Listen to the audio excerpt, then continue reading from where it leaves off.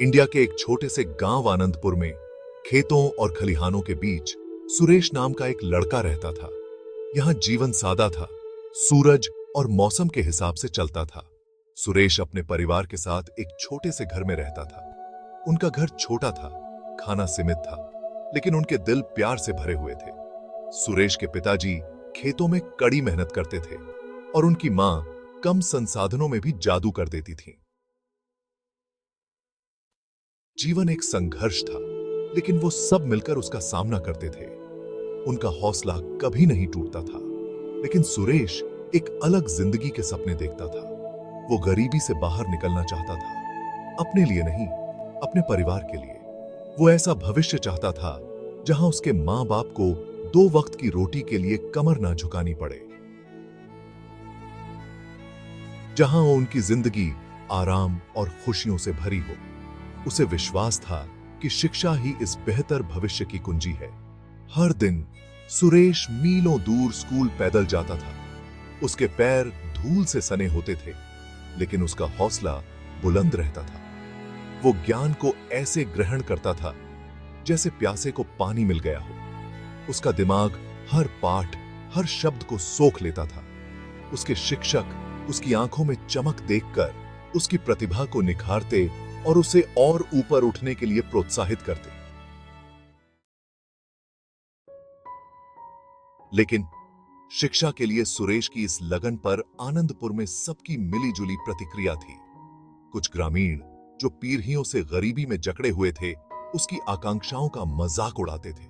किसान के बेटे के लिए पढ़ाई का क्या फायदा, वो बड़े व्यंग्य से कहते। उनका मानना था कि सुरेश अपना समय बर्बाद कर रहा है, उसकी मेहनत बेकार जाएगी।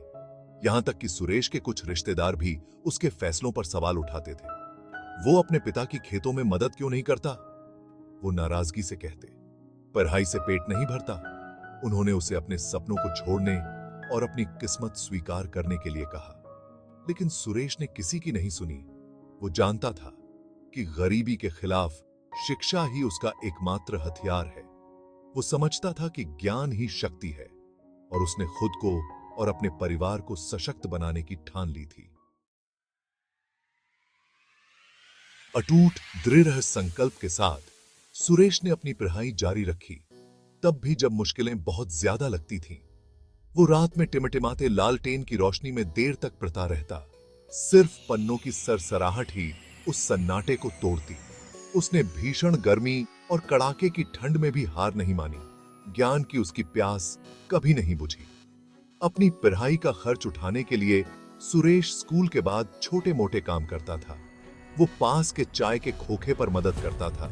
उसके हाथों में छाले पड़ जाते थे, लेकिन उसका हौसला नहीं टूटता था। वो छोटे बच्चों को पढ़ाता था, उनसे अपने सीखने का प्यार बांटता था और थोड़ी बहुत कमाई कर लेता था। उसके कमाए हर रुपए उसके सपनों की तरफ एक कदम था। इतनी मुश्किलों के बावजूद सुरेश ने अपने लक्ष्य पर से नजरें नहीं हटाई। वो जानता था कि हर कुर्बानी, हर तकलीफ अंत में सार्थक होगी। वो गरीबी के इस चक्र को तोड़ने निकला था और उसने ठान लिया था कि वो जरूर कामयाब होगा। समय बीतता गया और सुरेश की कड़ी मेहनत और लगन रंग लाने लगी। वो अपनी पढ़ाई में बहुत अच्छा करने लगा, हमेशा कक्षा में सबसे आगे रहता। उसके शिक्षक गर्व से कहते कि वो दूसरे बच्चों के लिए प्रेरणा है। लेकिन सुरेश हमेशा विनम्र बना रहा।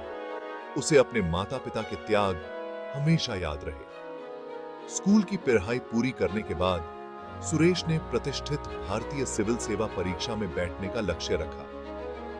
यह एक बहुत ही कठिन लक्ष्य था, एक ऐसी चुनौती जिसे बहुत कम लोग स्वीकार करते थे। लेकिन सुरेश पीछे हटने वाला नहीं था। वो जानता था कि इस परीक्षा में सफलता उसके लिए एक बेहतर जिंदगी का टिकट होगी, सिर्फ अपने लिए नहीं बल्कि उसके पूरे परिवार के लिए। उसी अटूट दृढ़ संकल्प के साथ जिसने उसे अनगिनत चुनौतियों का सामना करने में मदद की थी, सुरेश ने खुद को पढ़ाई में डुबो दिया। उसने अनगिनत घंटे किताबों में बिताए, कोचिंग क्लासेस ली और मॉक इंटरव्यू दी। उसने खुद को अपनी सीमा तक धकेला, एक उज्जवल भविष्य के सपने से प्रेरित होकर। आखिरकार परीक्षा का दिन आ ही गया। सुरेश, उसका दिल उत्साह और घबराहट के मिश्रण से जोरों से धड़क रहा था। परीक्षा हॉल में दाखिल हुआ। उसने हर पेपर को ध्यान और दृढ़ संकल्प के साथ हल किया। उसकी सालों की मेहनत इसी पल के लिए थी। महीनों के बेसब्री से इंतजार के बाद आखिरकार नतीजे घोषित हुए। सुरेश ने कर दिखाया था।